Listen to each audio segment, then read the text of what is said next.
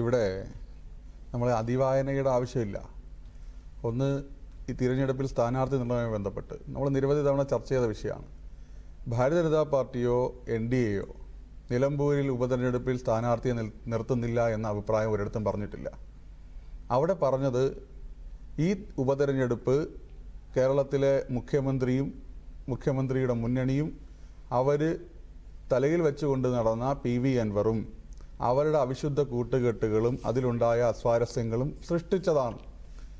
കഴിഞ്ഞ ഒരു വർഷത്തിനിടയിൽ 3 തവണ പോളിംഗ് ബൂത്തിലേക്ക് പോവേണ്ടി വരുന്ന ഒരു ജനത, ആ നിലമ്പൂർ ജനതയുടെയും അവരുടെ മേൽ അടിച്ചേൽപ്പിക്കപ്പെട്ട തെരഞ്ഞെടുപ്പിൻ്റെയും രാഷ്ട്രീയ സാമൂഹിക വസ്തുതകളെക്കുറിച്ച് മാത്രമേ NDAയും BJPയും പ്രതികരിച്ചിട്ടുള്ളൂ.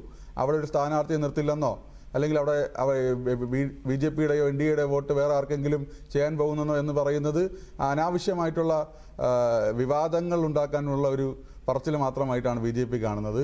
ഏറ്റവും മികച്ച എന്ന് പറഞ്ഞാൽ ആ നിലമ്പൂർ അസംബ്ലി മണ്ഡലത്തിൽ ജനിച്ച് വളർന്ന് അവിടുത്തെ ജീവൽ പ്രശ്നങ്ങളോടൊപ്പം, അവിടെ കുടിയേറ്റ പ്രശ്നങ്ങളോടൊപ്പം, അവിടുത്തെ സാമൂഹിക ഘടനയോടൊപ്പം തൻ്റെ ജന്മം മുതൽ ജീവിതത്തിൻ്റെ ഈ ഘട്ടം വരെ എന്നും ഉണ്ടായിരുന്ന ഒരു അഭിഭാഷകൻ കൂടിയായിട്ടുള്ള മോഹൻ ജോർജിനെ NDA സ്ഥാനാർത്ഥിയാക്കുന്നു. അദ്ദേഹത്തിന് മികച്ച പ്രകടനം അവിടെ കാഴ്ചവെക്കാൻ സാധിക്കുമെന്നുള്ള ബോധ്യത്തോടു കൂടി തന്നെയാണ് അത് നടത്തിയത്. അതിൽ യാതൊരുവിധ മാറ്റവുമില്ല. കൃത്യമായിട്ടുള്ള കണക്ക് കൂട്ടലുകളുടെ ഭാഗമായിട്ട് തന്നെയാണ് നമ്മളത് BJP അത് NDA അത് കൃത്യമായി രൂപപ്പെടുത്തിയിട്ടുള്ളത്.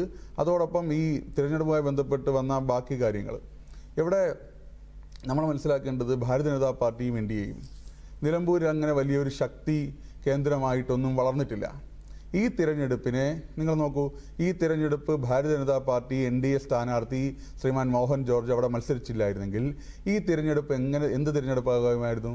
ഈ പറയുന്ന PV അൻവറിന് ചുറ്റും PV അൻവർ മുന്നോട്ട് വയ്ക്കുന്ന അരാഷ്ട്രീയമായിട്ടുള്ള സാമ്പത്തിക താല്പര്യമുള്ള നിഗൂഢമായ രാഷ്ട്രീയത്തിന് പുറകെ ധ്രുവങ്ങളായി കറങ്ങുന്ന ഒരു രാഷ്ട്രീയ തിരഞ്ഞെടുപ്പ് മാത്രമായി ഇത് മാറുമായിരുന്നു. CPMും കോൺഗ്രസും അൻവറും തമ്മിലുള്ള പോരിൻ്റെ ഒരു ദൃഷ്ടാന്തം മാത്രമായി തിരഞ്ഞെടുപ്പ് മാറുമായിരുന്നു. പ്രാദേശിക വിഷയങ്ങൾ മുന്നോട്ട് വരില്ലായിരുന്നു. വികസനം ചർച്ച ചെയ്യപ്പെടില്ലായിരുന്നു. മനുഷ്യൻ്റെ ജീവൽ പ്രശ്നങ്ങൾ ചർച്ച ചെയ്യപ്പെടില്ലായിരുന്നു. മനുഷ്യ വന്യജീവി ആക്രമണങ്ങൾ, സംഘർഷങ്ങൾ ചർച്ച ചെയ്യപ്പെടില്ലായിരുന്നു. അവിടുത്തെ വികസന മുരടിപ്പ് ചർച്ച ചെയ്യപ്പെടില്ലായിരുന്നു. വർഗീയ കാർഡുകൾ ചർച്ച ചെയ്യപ്പെടില്ലായിരുന്നു.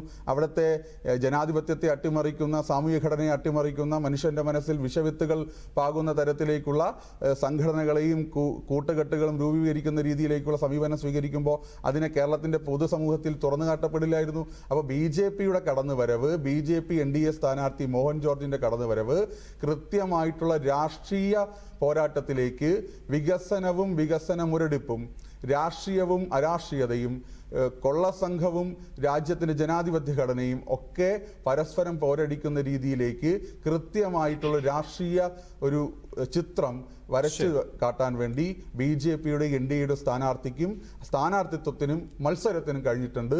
അത് കൃത്യമായിട്ടുള്ള രാഷ്ട്രീയ വിജയം തന്നെയാണെന്നാണ് BJP NDA വിലയിരുത്തുന്നത്.